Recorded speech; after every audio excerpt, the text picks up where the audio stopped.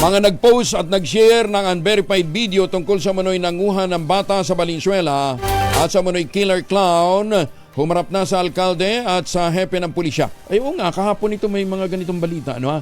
Detalye na balita mula kay Edwin Duque, Aris 23. Edwin. May buntag Kuya Angel matapos daw humarap kay Mayor Wes Gatchalian at Valenzuela City Police Chief Colonel Nixon Cayaban. Nag-public apologize ang mga taong nag-post at nag-share ng mga bidyong nagdudulot ng takot at pangambalamahan sa mga residente ng Valenzuela dahil doon sa mga aligasyong may mga nangukuha di mano ng mga bata gamit ang itim na van. Nilinaw ng otoridad na walang nangyaring insidente ng kidnapping sa lungsod ng Valenzuela. Sa kabila nito, itiniyak ni Police Colonel Cayaban na patuloy ang 24/7 na pagbabantay ng kanilang mga kapulisan sa Valenzuela sa buong lungsod.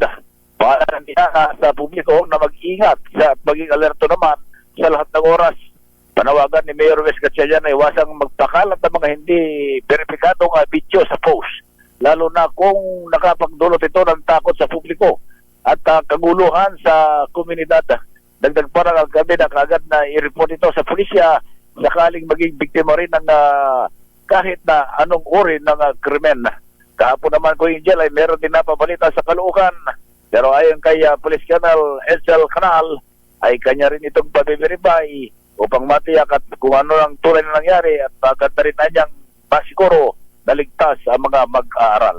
Aris 23 Edwin Duque nagulat sa Disa Region sa Pilipinas, una sa Pilipinas. Maraming salamat, Edwin.